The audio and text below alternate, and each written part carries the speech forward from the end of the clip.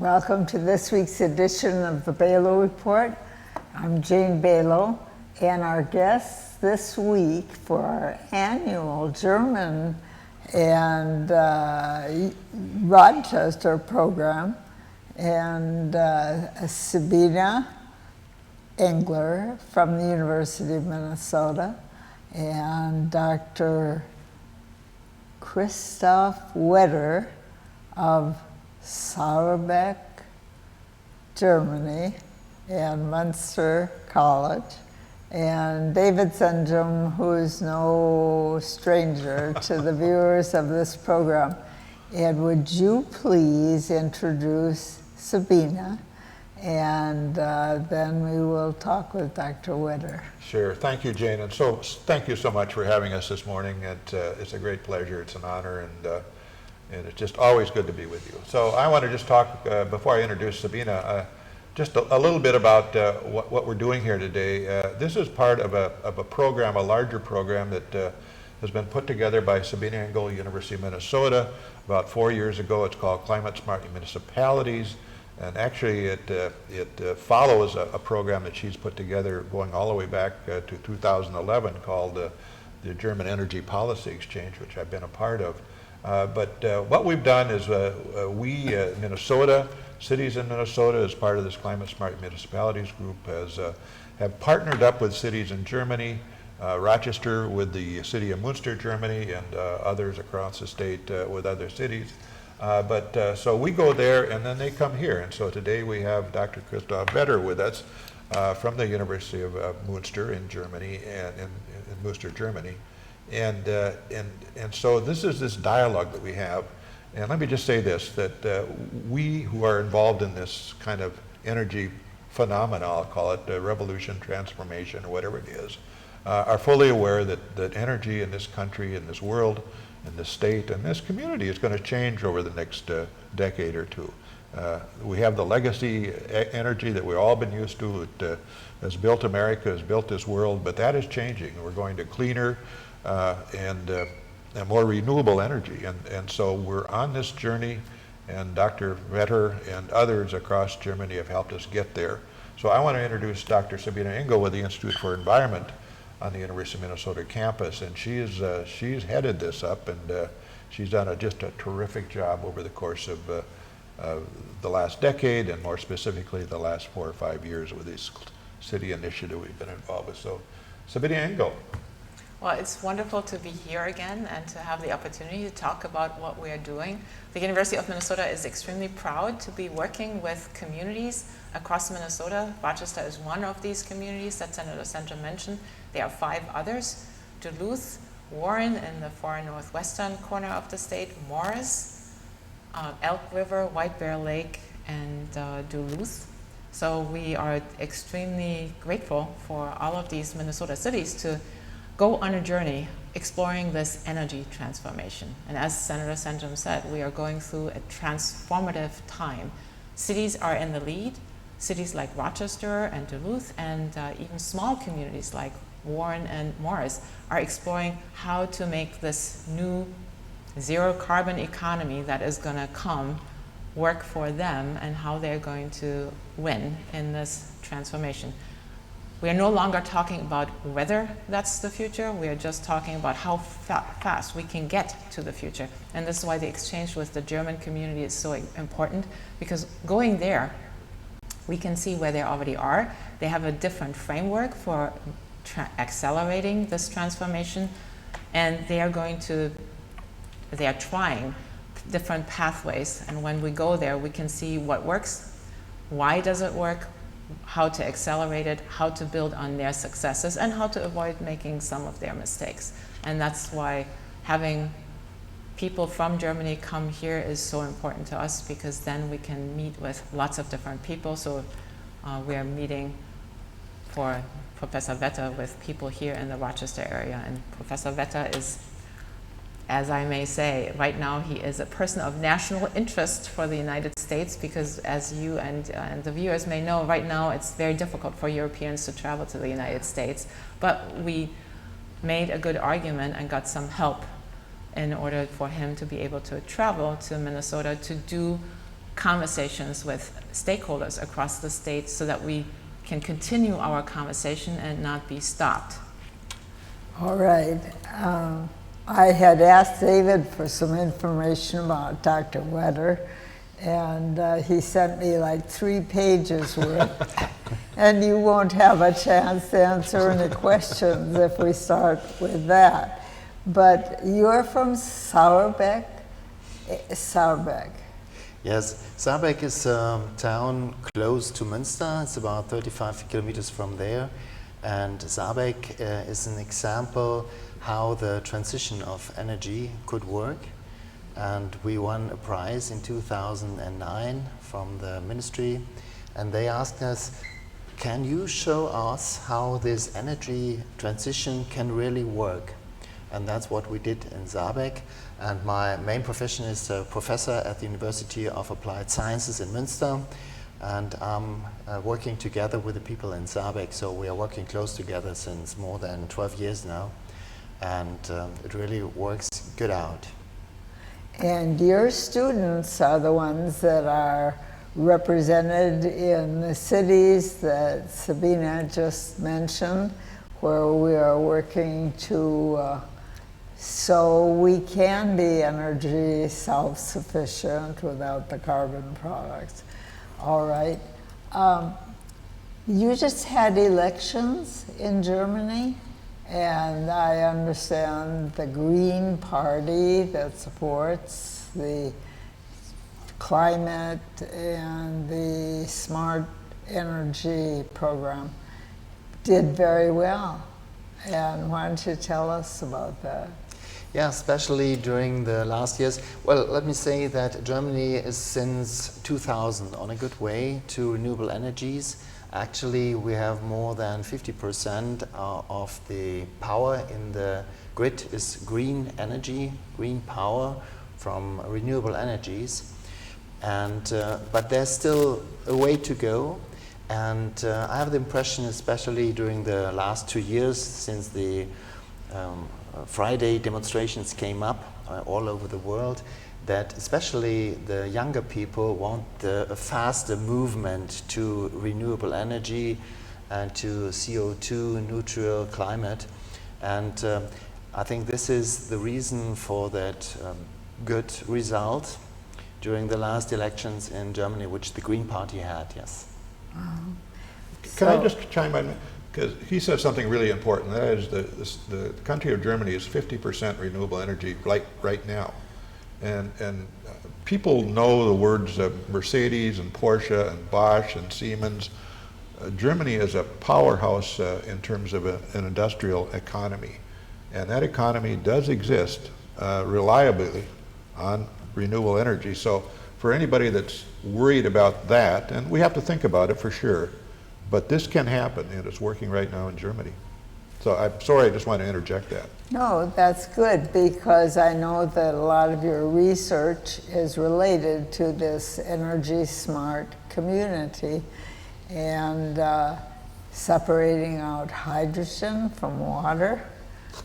And it makes me think, we have lots of water with the Great Lakes. And tell us how you got involved in working on the hydrogen part. Yeah, thank you very much for that question. Well, we are thinking now about going into this hydrogen world, and the question is how, or perhaps the first question is whether, and then the question is how. But I think before we start thinking about hydrogen, it's necessary to think about the use of energy. What would be the best use of energy? And in my opinion, the best use would be first to reduce the amount of energy which we need. Second, to higher up the efficiency of the energy which we use. And then going to these green energies, which has the problem that, for example, if we're speaking about photovoltaics and if we're speaking about wind power, that means we have a fluctuation on that. And that comes to a point when we have more than, as actually 50% of renewable power, let's say if we come to 70, 80, 90 or 95 as we would like to have in 2045, that means we have to have a storage on energy. And in Germany we have that luck that we have more than 9,000 biogas plants, which means we can store energy within these biogas plants. But if we have a surplus of energy, is the question, what are we going to do with the surplus? And the idea is to transfer that water into hydrogen and oxygen, store or use that hydrogen, and that opens the opportunity of using all the energy which is produced. Wow. And batteries? Batteries come up especially for the day-night shift, because we have a lot of photovoltaics. That means we can store the energy from the day, which was produced by photovoltaics, during the night, make use out of them. But batteries are still relatively expensive. That means we have to have a lot of these changes day-night, at least 200 a year, and that makes it then cost-effective. But how can we shift the energies from the summertime into the wintertime? And then comes hydrogen up as an idea how we could make that shift from summer to winter. And if I may add to that, the German government is totally committed to moving to this transformed energy system. And the idea is the question for the German government and for the German economy is, could we become also a leader in this new clean economy world where everything needs to be clean, where no carbon gets emitted into the air? The idea is hydrogen is going to be a big aspect of solving that puzzle. So there is a lot of money that is being invested currently into pilot projects on decarbonizing industries that are very carbon intensive. For example, the steel industry, shipping, aviation, cement production, and electrolyzers are a key part of making that possible. So Dr. Wetter did not mention this, but his little tiny town of 7,500 people, Saarbeck, managed to land a new production facility that is bringing 300 jobs to that community of Saarbeck. Think about this, 7,500 people, 300 new jobs. There was a ribbon cutting 3 weeks ago, and the question from the audience was, how many of these jobs are high-paying jobs? The CEO said it's 60% high-paying jobs that are going to be in research and development. And we located here in Saarbeck for 2 reasons, because they could guarantee us locally produced renewable energy 24/7, 365 days a year. And we have access through this Applied University of Münster to highly trained people who are already thinking in terms of this transformation and what we need to do now in order to reach our goal. That is a huge asset. And that is probably the biggest challenge that this country would face, is getting the citizenry to recognize the need for carbon-free energy to heat our homes in the winter and drive our cars all year round. How did you do that? Your government is committed, and of course our government talks about commitment to it, but we haven't really found the public willing to say that climate is really a problem and that carbon is a problem and that we have to be carbon free. So that's why programs like this are really important, because we hear that someplace like in Saarbeck, the city is running on an energy, a smart energy model. So it's good to hear. So when you talk about the groundbreaking for this electrolyzers,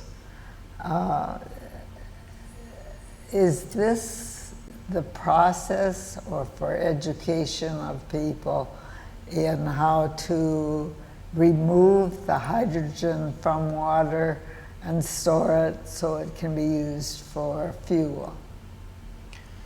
Well, actually, there is more than 4% of the whole energy used worldwide for the production of hydrogen. That means hydrogen is already playing a big role. But this hydrogen actually is gray, which means it's produced out of fossil fuels or natural gas. And the idea of this company is to reduce the costs for the electrolyzers so that green energy or green hydrogen then would serve for the world as the hydrogen source.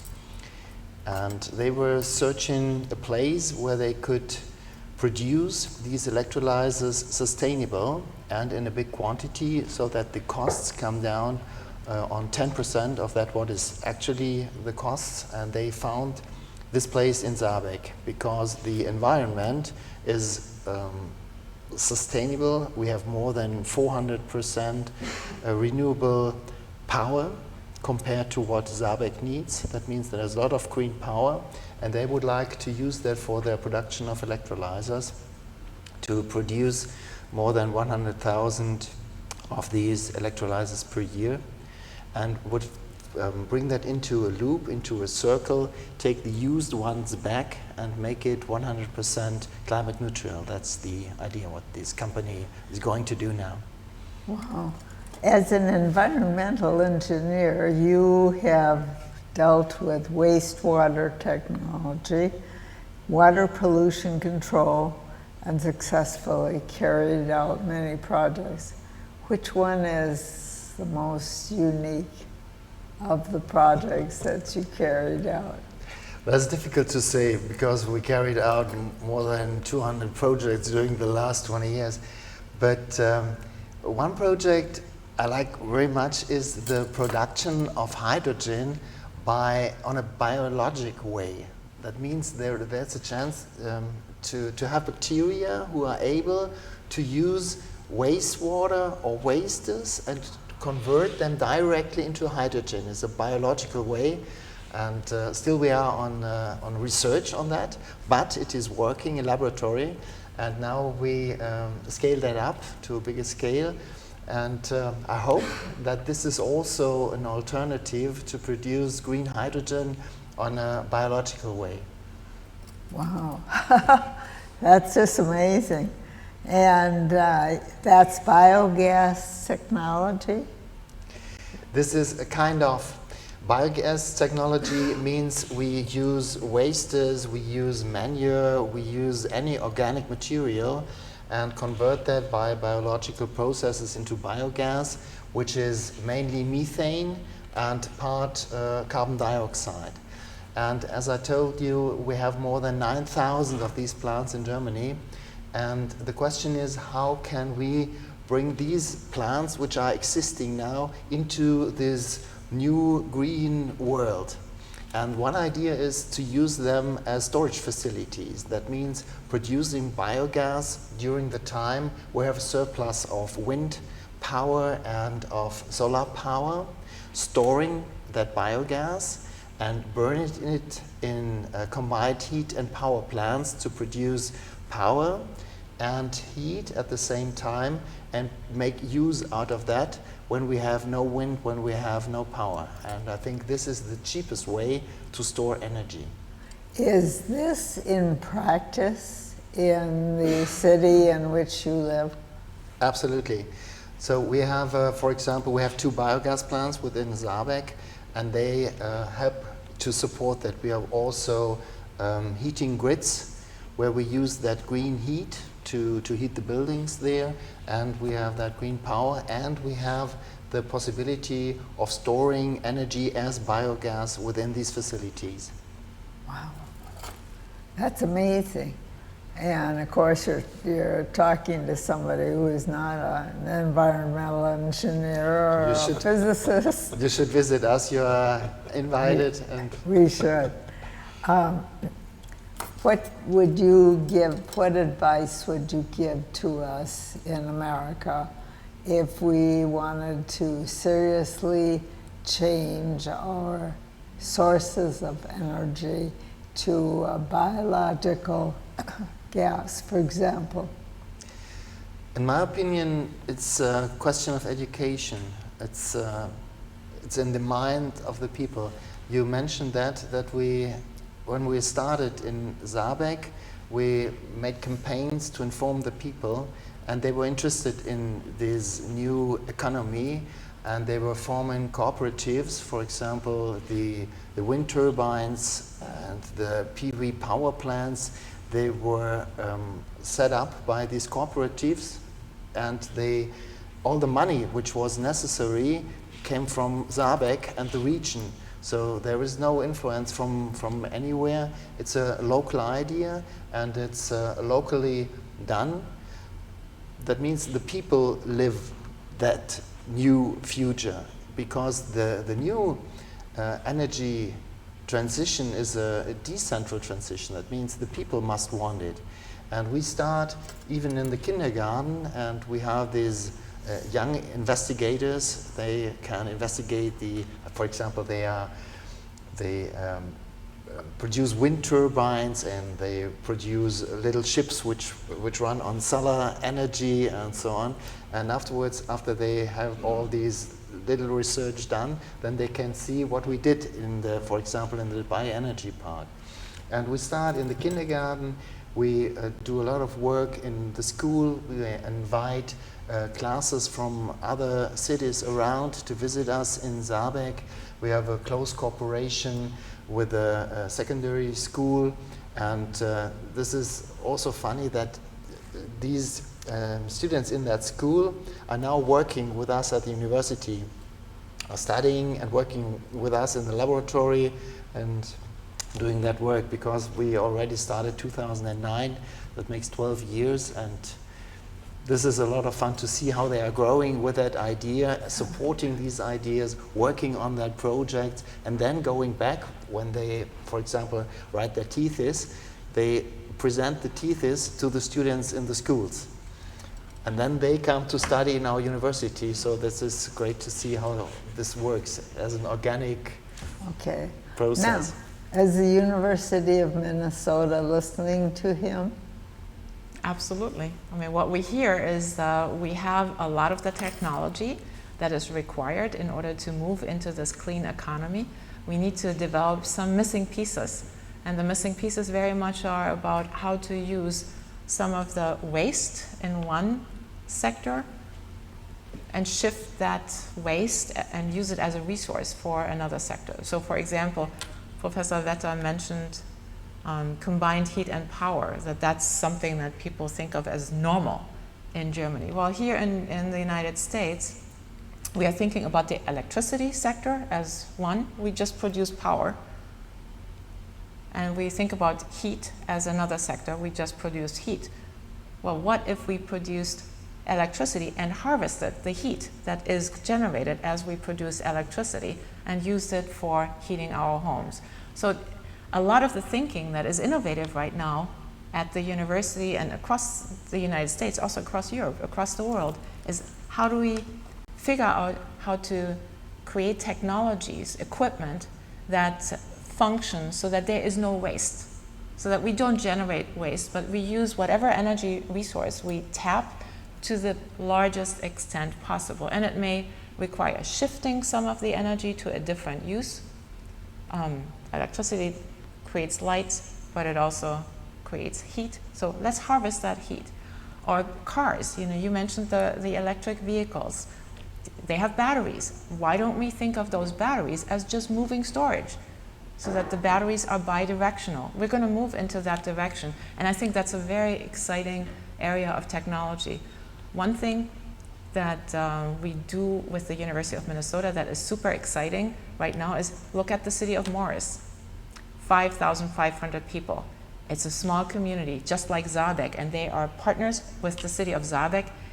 The Morris people are learning so much from Saarbeck, and they are piloting some new technology. It has to do with hydrogen, this new hydrogen economy to do storage. It's really, really exciting.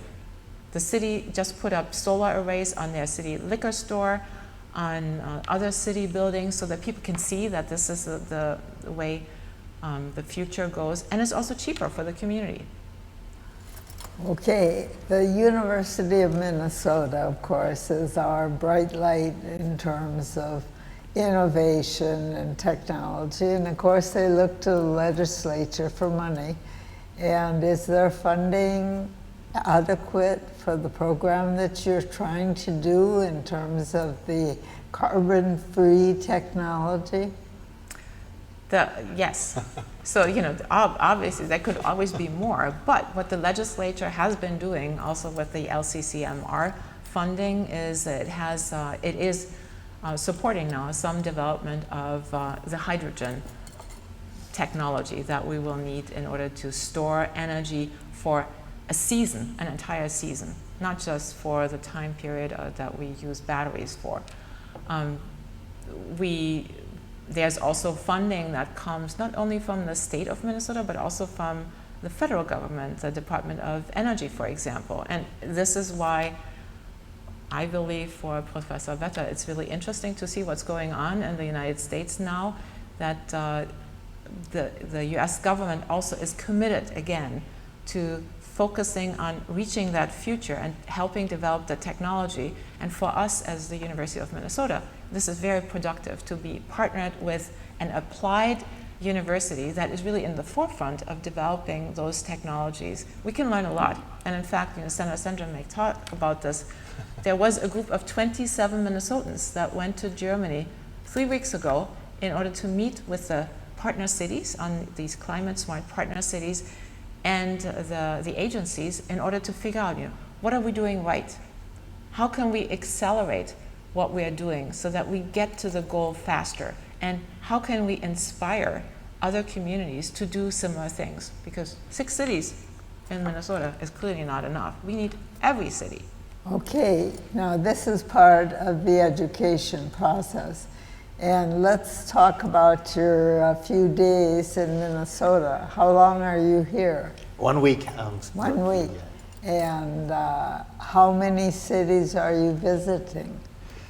We are visiting 4 cities now, especially those where the University of Minnesota is located. And because we are also looking for students exchange, for exchange of ideas, we are planning common projects. So this is the reason why I'm here. And this is very interesting, it's absolutely fascinating for me to have that contact with the universities, with the researchers, with the colleagues from the university. So this is great fun, very interesting. I'm very happy, glad to be here. And have you had a chance to meet with our chancellor? Not At yet. Rochester, University of we have- Minnesota in we have not yet, Rochester. no.